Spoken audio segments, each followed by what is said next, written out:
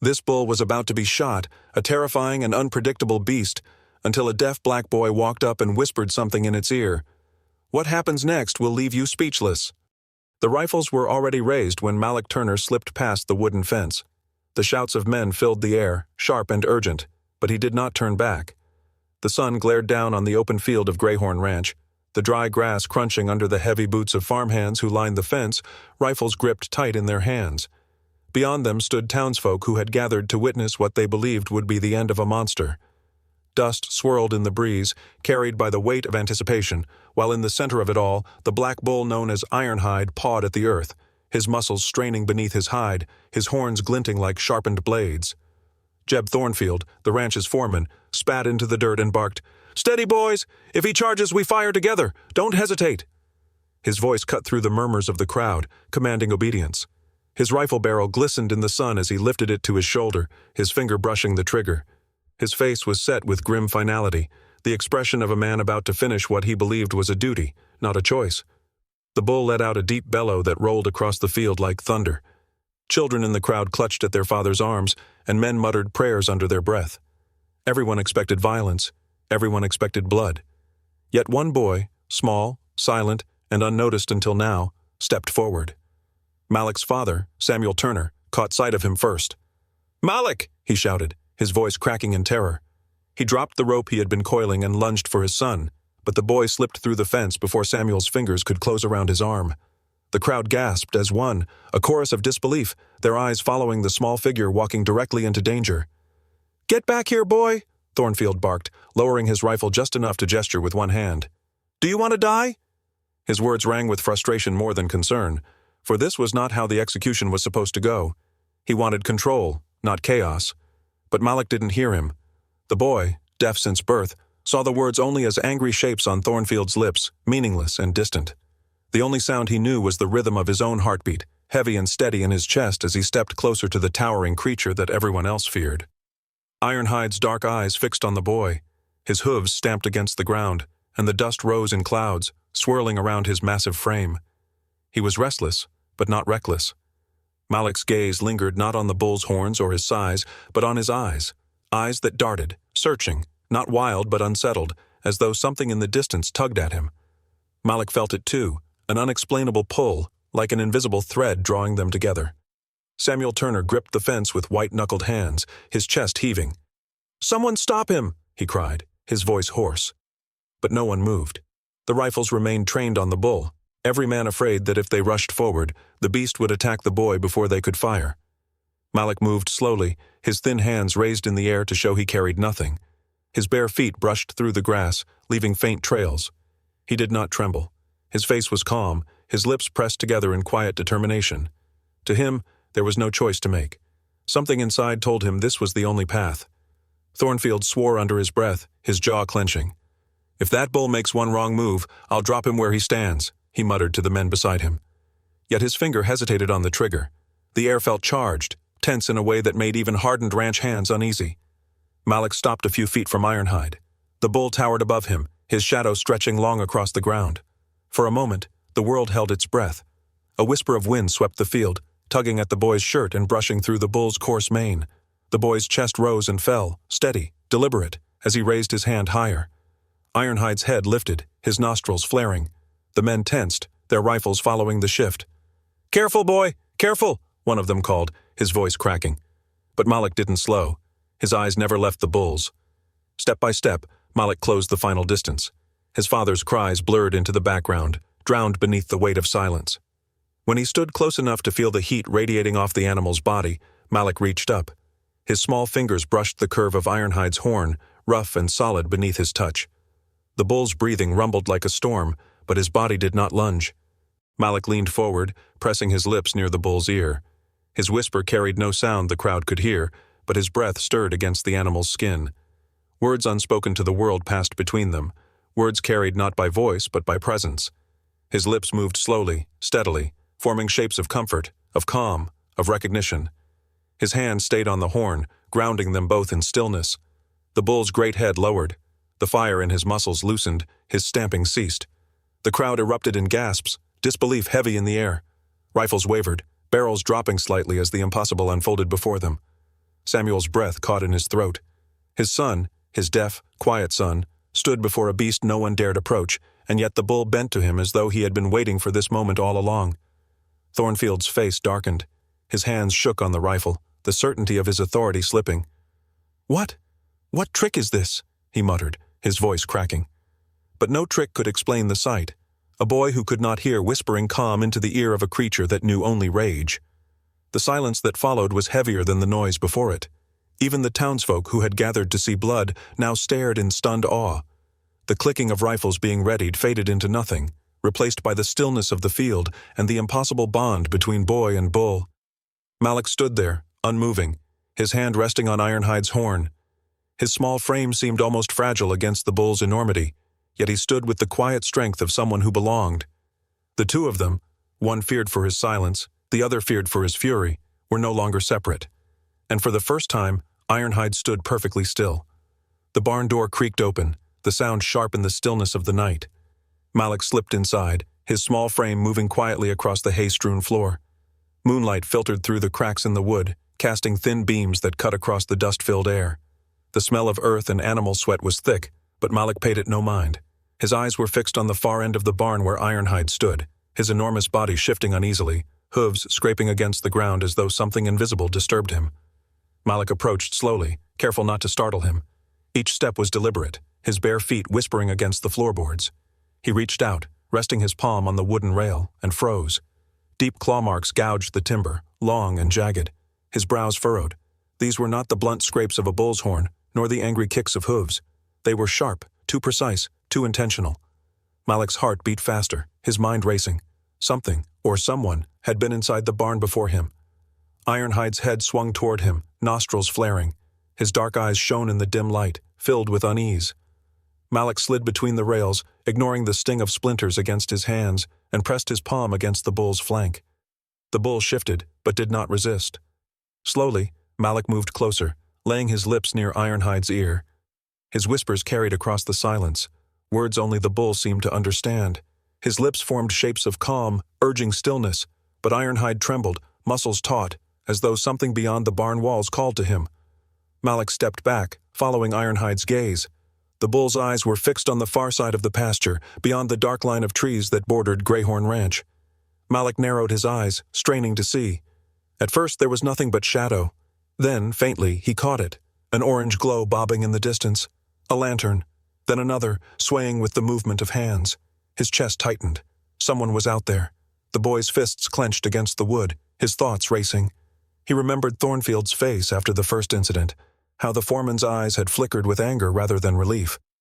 Malik remembered the whispers that followed him, the mutterings of men who called him cursed. And he remembered most of all the council's words. If Ironhide showed aggression again, the decision would be final. The bull would be shot. Malik now understood. Ironhide was being provoked, not for safety, but for a purpose. The barn's silence was broken by a sudden creak of boards outside. Malik stiffened, pressing himself into the shadows. Through a narrow crack in the wall, he saw the outline of a figure moving past with a lantern. A man, dressed in a dark coat, dragging something metallic along the ground, a chain. Malik's breath caught. The man paused near the fence, glancing around before disappearing into the night. Malik's instincts screamed at him. Someone was planning to make Ironhide lash out, to give Thornfield and the council the excuse they needed. He turned back to the bull, whose hooves stamped impatiently, sending vibrations through the wood. Malik placed both hands against Ironhide's massive frame and whispered urgently. His words carried urgency now, warning rather than comfort. The bull's breathing steadied slightly, though his muscles remained tense, his body pulling toward the fields as if drawn by invisible hands. Malik swallowed hard, his young mind caught between fear and determination. He thought of his father, how Samuel had looked proud when Malik first calmed Ironhide, yet how worry had quickly clouded that pride when Thornfield began spreading rumors. Samuel was a simple man, hard-working and loyal to the ranch, but Thornfield's influence ran deep. If Malik told his father what he saw now, would he believe him? Or would he dismiss it as a child's imagination? The boy's eyes dropped back to the claw marks on the rail. No imagination could carve wood so deep. Someone had been here, leaving behind proof of their cruelty. Malik traced the grooves with his fingers, then turned back to Ironhide. The bull shifted again, his massive head lowering until his forehead pressed gently against Malik's chest. The boy closed his eyes, breathing deeply, steadying himself in the quiet bond they shared. Outside, the lantern light flickered once more before vanishing into the trees. Malik knew what it meant. Someone wanted Ironhide gone, not because he was dangerous, but because his presence threatened something larger. He thought of Thornfield's sharp words, the way the foreman's jaw tightened every time the bull stood calm beside him. If Ironhide could be tamed, even by a deaf boy, then Thornfield's authority over the ranch weakened. Fear was his tool, and without it, he was nothing. The weight of the discovery pressed on Malik's small shoulders. He was only 12, yet in that moment, he felt the burden of something greater. The town believed in Thornfield's word, the council trusted his judgment, and his father feared his power. Malik alone had seen the truth. He alone had stood where others dared not, his lips against the bull's ear, whispering calm where all else saw chaos. He stepped back slowly, brushing straw from his shirt. His eyes lifted once more to the horizon, where the lantern lights had disappeared. The trees stood silent now, but Malik knew silence could not be trusted.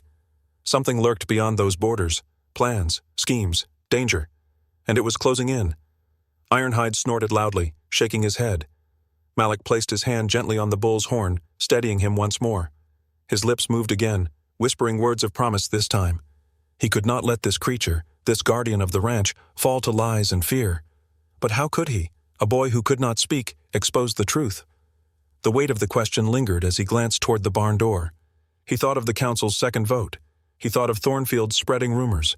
He thought of the rifles waiting for an excuse to fire. And then he thought of the claw marks, the lanterns, the chain dragging across the dirt. No, this was no simple case of a dangerous animal. It was part of a deeper plan, one he was only beginning to uncover. And if Malik didn't act quickly, Ironhide's fate would be sealed by more than a bullet. The whip cracked through the air, its sharp sound splitting the tense silence of the council yard. Ironhide reared back in his pen, nostrils flaring, hooves pounding the dirt in wild rhythm. The crowd gathered around the enclosure shifted uneasily, murmurs rippling through them like a wave. Thornfield stood tall at the edge of the pen, whip in hand, his jaw tight, his eyes hard with purpose. He snapped the whip again, the leather curling like a serpent, and Ironhide bellowed, thrashing against the rails. Rifles lifted in unison from the hands of the ranch hands and townsfolk, barrels glinting in the sun. The voices rose louder now, calls for the bull's death, calls for safety, calls for order. But to Malik, standing at the edge of the crowd with his heart hammering against his ribs, all the noise faded into a blur. He saw only Ironhide and the fear that burned behind the bull's anger. Malik's fists trembled at his sides. He had tried to warn his father in the days before, tried to explain through signs and gestures what he had discovered, that Thornfield had struck a deal with Boyd Carver, that Ironhide's death was not about danger, but about greed. But words, even in his hands, had failed him. Samuel's face had grown weary with frustration, his rough palms pressing against his temples as Malik tried again and again to make him understand. Finally, Samuel had turned away, muttering that Thornfield's shadow was too wide, his influence too strong. Now Malik stood alone, the weight of truth pressing on his small shoulders. His father's voice called from somewhere behind him, strained and desperate, but Malik did not turn. His eyes locked on Thornfield, who raised the whip once more, his lips curling into a thin smile as the bull lunged against the fence. Something inside Malik snapped. His legs moved before thought could catch them, carrying him through the forest of bodies. Men shouted as he brushed past them, arms reaching to pull him back, but he ducked low, weaving between them with the swiftness of a hare. His father's shout pierced the air, raw with fear, but Malik did not stop. He sprinted forward, dust rising under his feet, until he reached the edge of the pen. Thornfield's eyes widened as the boy vaulted over the rail. "Get him out of there!" someone screamed. The foreman cracked the whip again, the sharp sound exploding just as Malik hit the ground inside the enclosure. Ironhide's massive body twisted, his horns slicing through the air inches above the boy's head. Gasps erupted from the crowd, rifles snapping into position, but Malik was already moving. He rolled across the dirt, came up on his knees, and pressed himself against the bull's flank. His small hand reached up, trembling but firm, until his fingers brushed against Ironhide's ear. His lips moved, whispering not soft comforts this time, but urgent warnings, words only the bull could understand. His eyes stayed wide and steady, his breath short and quick. Ironhide's muscles quivered beneath his palm, the rage inside him colliding with the familiar rhythm of Malik's whispers. The crowd shouted for him to move, to save himself, but Malik did not flinch. He pressed harder, his whispers sharp and deliberate. Ironhide's head lowered, his massive frame turning away from the rail where the crowd stood, and toward the one man who had provoked him. The silence that followed was deafening. For a heartbeat, no one moved. Then Ironhide's hooves struck the dirt with a thunderous sound as he charged, his bulk like a storm rolling forward. Dust exploded beneath him as he barreled toward Thornfield. The foreman's bravado broke in an instant. His eyes went wide, his whip falling uselessly from his hand. With a strangled shout, he scrambled backward, boots slipping against the wood. He lunged for the fence and hauled himself up, legs kicking as Ironhide closed the distance. The crowd erupted into chaos. Rifles fired, bullets striking the ground at Ironhide's feet, spraying dirt into the air. Men shouted orders, their voices lost in the roar of hooves and the panicked cries of the council. But in the midst of it all, Malik lifted his hand high. His small figure stood tall in the dust, his arm stretched like a signal of defiance. The shots faltered, voices caught in their throats, as all eyes turned to the boy. Ironhide skidded to a stop, inches from the fence where Thornfield clung like a cornered rat. The bull's breath came in heavy bursts, his massive chest rising and falling, his hooves pounding into the earth with restrained fury.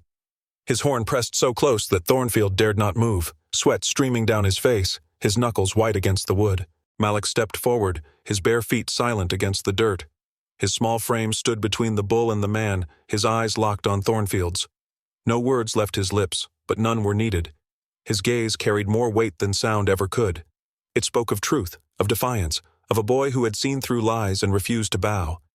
The crowd fell into a stunned hush. The rifles lowered slowly, confusion spreading among the townsfolk like wildfire. They had seen the bull provoked, they had seen the whip crack, and now they saw the beast held calm not by force, but by the touch of a boy. Murmurs rose again, but this time they carried a different tone. Men looked at one another with furrowed brows, questions forming on their lips. For the first time, suspicion turned not toward Ironhide, but toward the man who had wielded the whip. Thornfield clung to the fence, his chest heaving, his face pale. He opened his mouth to speak, to shout, but no words came.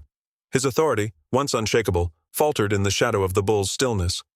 Malik stood tall, his hand still resting on Ironhide, his eyes unblinking. The boy did not need to speak. The truth was written in the dust at their feet, in the whip lying abandoned on the ground, in the sweat dripping from Thornfield's brow.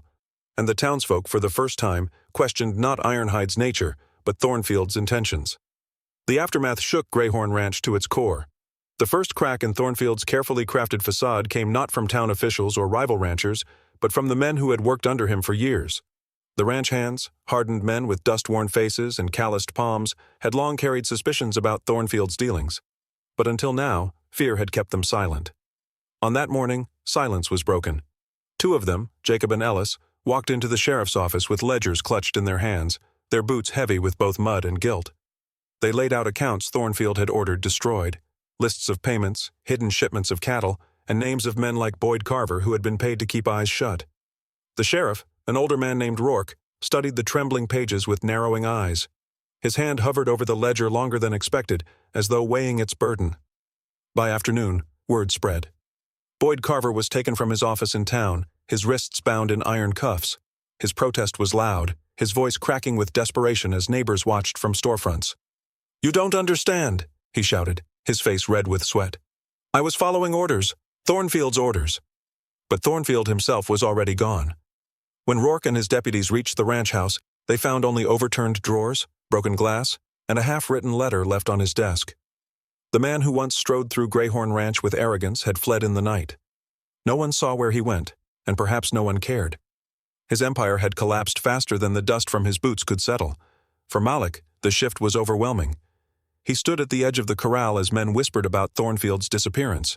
His father, Rahim, placed a firm hand on his shoulder, the weight of new responsibility pressing heavier than the sun above. That evening, Sheriff Rourke gathered the townsfolk. He spoke of new beginnings, of Greyhorn Ranch needing a steady caretaker. His gaze landed on Rahim. "You've shown more honor in silence than others have with words," he said. "This land needs hands that won't be swayed by greed. The men agree. The ranch is yours to watch over." Rahim bowed his head, humbled yet solemn. Malik watched his father accept, but it was Ironhide who shifted behind him, pawing at the ground as though the bull himself understood the change in leadership. From that day forward, Ironhide was no longer cursed in the townspeople's eyes.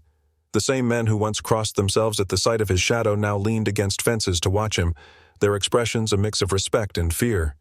Children whispered about the black guardian of Greyhorn, their voices hushed as though speaking too loudly might draw his attention. But Malik's connection with Ironhide deepened into something far stranger than anyone else could see. Each evening, When the ranch quieted and the last streaks of sunlight bled into the horizon, Malik would slip past the fences and sit beside the bull. Ironhide, massive and unmoving, would lower his head so close that Malik could feel the hot breath against his chest. The boy would press his palm against the bull's rough hide and whisper, words without sound, thoughts without voice, and Ironhide would listen. The bull's dark eyes, unblinking and steady, seemed to absorb every unspoken word.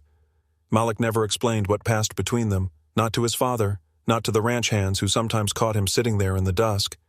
But those who saw swore that Ironhide changed. His restlessness faded, his violent surges calmed when some called it a gift. Others whispered it was a curse. But Malik only knew it was truth. Weeks passed, and the ranch grew stronger under Rahim's guidance. Fences were repaired, supplies replenished, and men worked with a renewed sense of purpose. Yet Malik could feel an undercurrent, a tremor beneath the calm. It came one evening, sharp as a thorn in the wind. Ironhide had been pacing for hours, circling the corral with his head lowered, nostrils flaring. Malik sensed it before the others, the unease, the warning. He tugged at his father's sleeve, pointing urgently toward the pastures. Rahim frowned. "What is it, son?" Malik signed quickly, his gestures sharp and insistent. "Danger. Men near the fences." The ranch hands exchanged glances, unsure. But Rahim had learned never to doubt his boy when Ironhide stirred. He motioned for half the men to follow, lanterns swinging in the dark. They found them not long after, 3 shadowy figures hunched at the far fence line, armed with coils of rope and knives glinting in the starlight. The intruders froze when lantern light spilled across their faces, but the knives in their hands betrayed their intent. One of the ranch hands shouted, "They're here for the bull!" The men bolted, scrambling through the broken fence posts, but they hadn't expected resistance. Ranch hands gave chase, boots pounding against dry earth. Malik watched from the fence line, his heart hammering. Ironhide bellowed, a deep roar that echoed across the night, shaking the air like thunder. The intruders escaped into the hills, leaving behind only their cut ropes and the stench of fear. But the message was clear. Thornfield's shadow still lingered, carried by desperate men who sought to claim what was never theirs. From that night on, Greyhorn Ranch did not sleep lightly. Patrols were set, lanterns kept burning until dawn, and always, Ironhide stood at the heart of it, a silent sentinel whose presence alone warned trespassers away. For Malik, the event proved something he had known all along. Ironhide was not merely a beast of burden or a creature of fear. He was protector, guardian, partner. The bond they shared was not of man and animal, but something older, something that tied soul to soul. As years passed, stories of Greyhorn Ranch spread beyond the county. Men who once mocked Malik's silence now spoke of him with reverence. Travelers paused to hear the tale of the deaf boy who whispered life into a black bull, whose gift turned fear into respect and despair into hope. Malik himself wanted none of the fame. He never stood before crowds, never sought applause. He only wanted what he always had, a place where his words, silent though they were, could be understood. And though he never heard the cheers of the townsfolk, he saw their faces when they looked at him, not with fear, not with pity, but with respect. What began as a moment of silence at the edge of a fence became the turning point of a community, all because one boy dared to step forward and whisper when the world wanted him silent. Disclaimer: the story you just watched is fictional. It explores themes of empathy, unexpected connections, and the power of silent understanding in overcoming prejudice and fear. This narrative aims to highlight the extraordinary bonds that can form between a human and an animal, inspiring compassion and a deeper appreciation for the unseen ways we communicate.